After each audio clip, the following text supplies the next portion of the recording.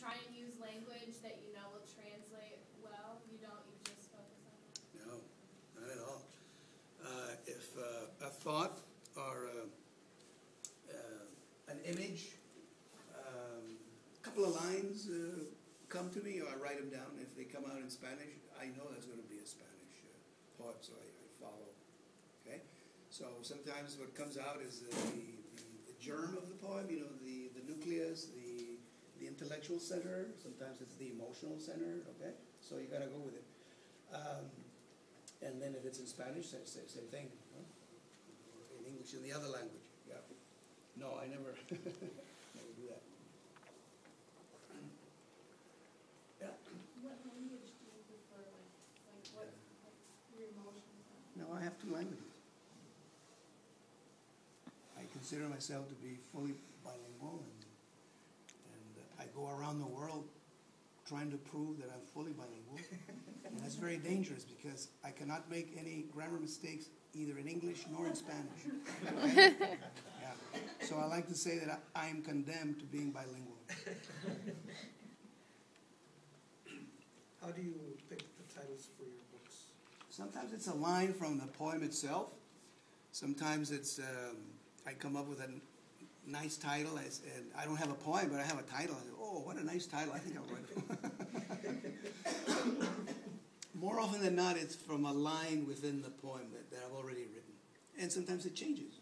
You think you've been working on this poem for many drafts, many, 50, 80, 100, more, many drafts. I write very, I used to say I was a slow writer. I don't say it anymore like that. I'm a very deliberate writer. I go through many drafts, yeah. And I was in Paris like 3 summers ago, and one of my favorite American poets, C.K. Williams was reading, and I went to his reading.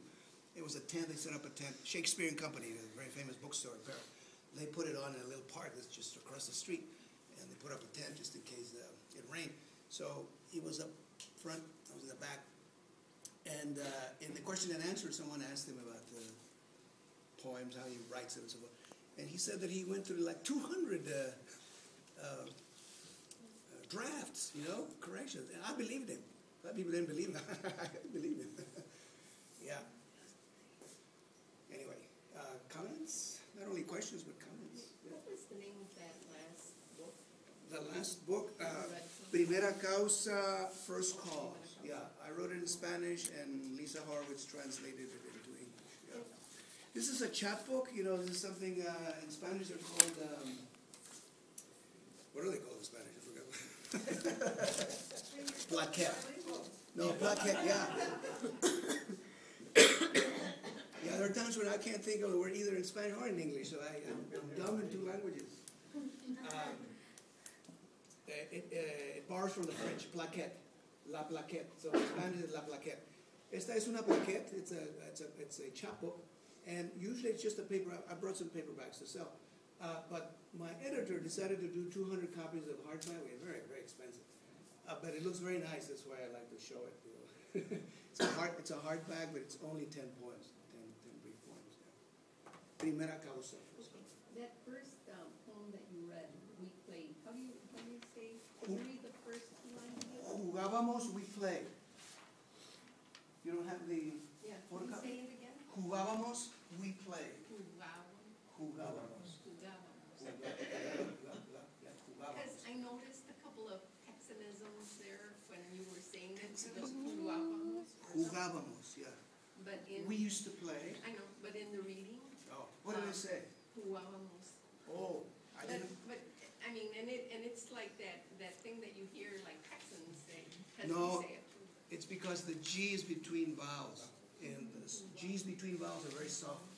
I probably softened it. I'm getting a little hoarse, but I probably softened it. Yeah, we do. Yeah, jugábamos. Yeah, juga. It's not juga. It's juga. It's a soft G. I probably softened it more than I should have. See. What was it like being in Chicano and Spanish departments?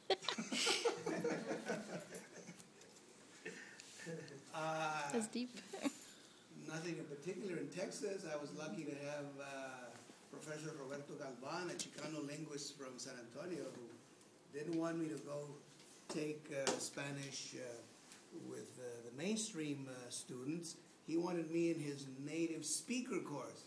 And boy, was he tough. You couldn't, we would read a short story and you had to know every word. You need to know the vocabulary because there was always a quiz, okay?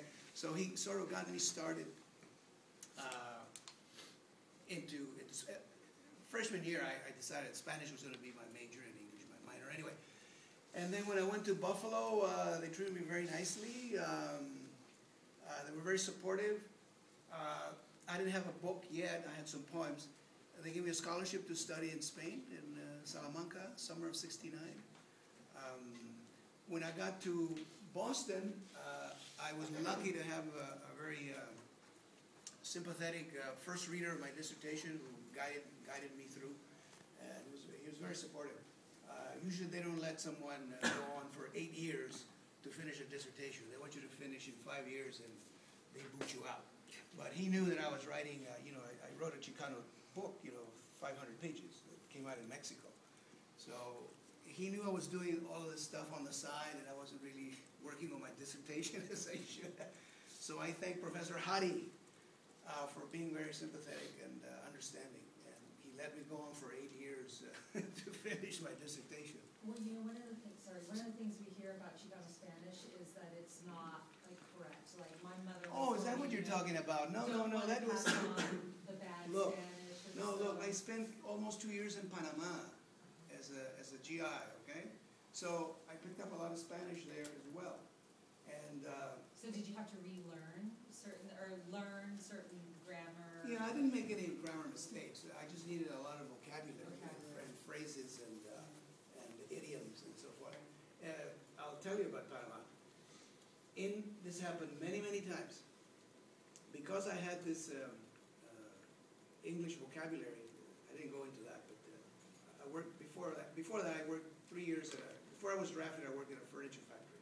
I didn't want to work at the furniture factory, and so I wanted to work at the post office. And so I knew that there was a test that you had to take, and there was a vocabulary section in that test, like math and all sorts of stuff.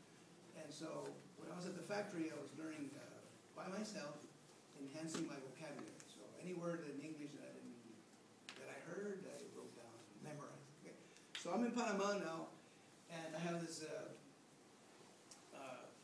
warehouse, storehouse of words in English, and invariably I would come to a situation where I would understand what the persons were saying, but I didn't know that the word existed in Spanish. 2 examples. We were waiting for a bus one day, and I saw it, and I saw the number of the bus was at night, and my friend, I said, oh, there it comes, it's number 45, whatever it is. And she said, oh, yes, but we can't take it, no podemos tomarlo, viene muy repleto. Repleto.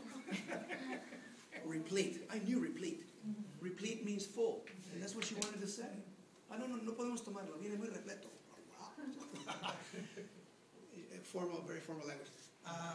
What was another case? The word, anyway, it happened several times that someone would say, use a word that I didn't know existed in Spanish. Okay? So, flash forward to Dr. Galvan's 2 semesters of Spanish for native speakers. He didn't let you get by with anything. So that was fixed. This question of what is a Chicano dialect and what is continental Spanish, which is what we wind up. You don't teach Appalachian English, do you, in the English department? You're teaching a formal, what we call a formal academic continental examinational English. And that's what we do in Spanish. And that's why we teach. We don't teach dialects. So when I was in Morelia like a month ago in Mexico, I spoke Spanish. I'll be in Barcelona. They understand what I say because I'm using a continental standard Spanish, normativo, what they call in Spanish, normative, that's the other word, normative.